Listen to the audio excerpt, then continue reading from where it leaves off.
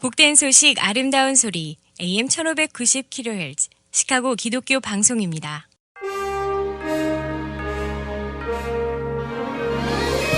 여러분 안녕하십니까? 3월 24일 수요일 KCBS 헤드라인 뉴스입니다.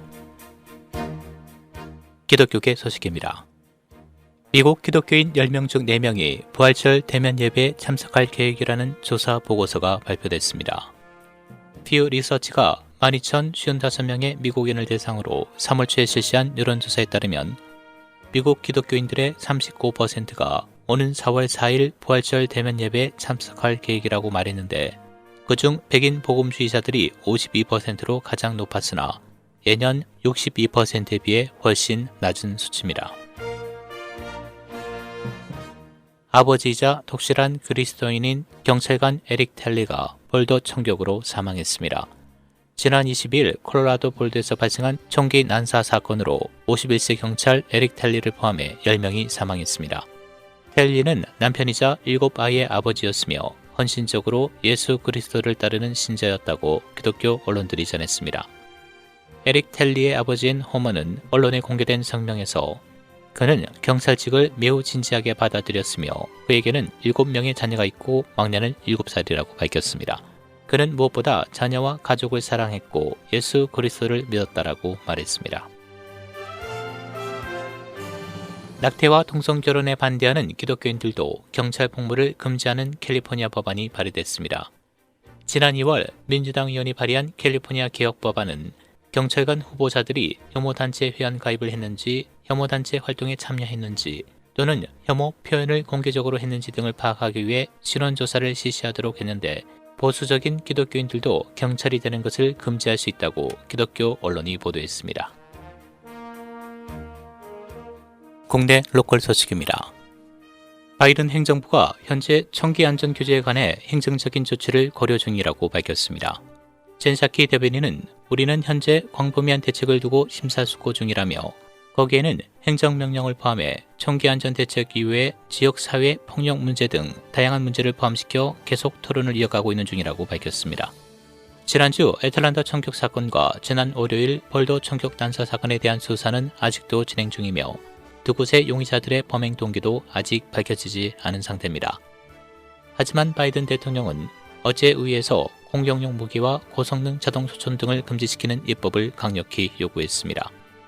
적시모 상원 민주당 원내대표는 어제 기자회견에서 하원을 통과한 초당적 신원 확인법과 신원 확인 강화법을 상원에 송부하겠다고 밝히고 이번 주 내로 상원의 민주당 의원들과 의논해 총기법 개혁안을 통과시키기 위한 최선의 방법을 찾겠다고 말했습니다. 백악관이 지난 주말 실시된 북한의 미사일 시험 발사가 유엔 안전보장이사회 제재 대상이 아니라는 입장을 밝혔습니다. 백악관은 어제 지난 주말 탄도미사일 프로그램을 제한하는 유엔 안보리 결의안의 제재를 받지 않는 북한의 군사행동을 인지했다라고 밝혔습니다. 당국자들은 이번 미사일 시험 발사를 두고 단거리 시스템이라고 설명했습니다.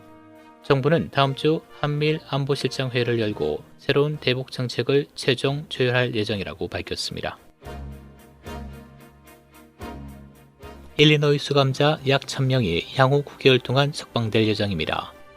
이는 주정부 폐쇄로 코로나 바이러스로 인한 건강 위기가 증가하는 가운데 지난 봄에 제기된 연방소송의 합의의 일환이라고 관련 변호사가 어제 밝혔습니다. 어제 제출된 법원 문서에 따르면 수감자 중 특정 굿타임 크레딧을 받을 자격이 있는 자와 저위험 또는 중위험 수감자의 석방을 요합니다. 일리노이 교정국은 다음 달 내에 최선의 노력을 기울이는 것에 동의했다고 문서에 밝혔습니다. 쿡카운티 보건당국은 오늘 5개 코로나 바이러스 예방접종 장소에서 약 16,000개의 신규 1차 접종이 제공될 것이라고 발표했습니다. 보도자료에 따르면 신규 예약은 오늘 정오에 이용 가능하며 화이자 백신의 1차분을 투여하는 데 사용됩니다. 당국은 1A, 1B와 1B 플러스 단계에서 주의 예방접종 계획에 따라 자격이 있는 개인이 예방접종을 받을 수 있습니다. 쿡카운티 내 5개 코로나 바이러스 예방접종 장소는 리버그로브의 트리턴 컬리지, 사우스 홀랜드의 사우스 서버번 컬리지와 노스 리버사이드의 노스 리버사이드 헬스센터, 그리고 옥턴 스트리트의 데스플레인스 예방접종 장소와 포레스트 팍입니다. 일리노이주 보건당국은 어제 지난 24시간 동안 7만 건 이상의 백신 예방접종과 함께 1,832명의 신규 코로나 바이러스 확진 사례와 13명의 추가 사망을 보고했습니다. 주 누적 확진자는 현재 122만 4,915명, 누적 사망자는 23,391명을 기록하고 있습니다. 주 7일 평균 양성률은 2.5%로 나타났습니다. 국제 소식입니다. 지구온난화 문제 해결을 위해 어떠한 노력도 하지 않는다면 21세기 말 지구에서 사계절이 완전히 사라질 것이란 전망이 나왔습니다. 언론에 따르면 지난 60년 동안 여름은 전 세계적으로 평균 17일 증가했습니다. 남중국 해양학연구소 해양물리학자 관이핑은 지구온난화로 여름은 점점 더 길고 뜨거워지는 반면 겨울은 짧고 따뜻해지고 있다면서 이는 건강과 환경, 농업 등 인류의 삶에 큰 영향을 미칠 수 있다고 말했습니다. 관이핑 연구팀의 분석 결과에 따르면 1952년부터 2011년까지 여름의 길이는 78일에서 95일로 증가했고 봄은 124일에서 115일, 가을은 87일에서 82일, 겨울은 76일에서 73일로 각각 감소했습니다. 한국 내 코로나19 신규 확진자는 428명으로 하루 만에 다시 400명대로 올라섰습니다. 75세 이상에게 접종할 화이자 백신이 오늘 한국에 반입됐는데 접종은 다음 달부터 시작됩니다. 날씨입니다. 오늘은 50도대 대체로 흐린 날씨 보이겠습니다. 오늘 낮 최고 기온 58도, 밤 최저 42도. 목요일인 내일은 흐린 날씨 보이겠고 늦은 오후엔 비가 내리겠습니다. 내일 낮 최고 기온 50도, 밤 최저 기온 35도입니다. 지금까지 KCBS 뉴스 박상준이었습니다.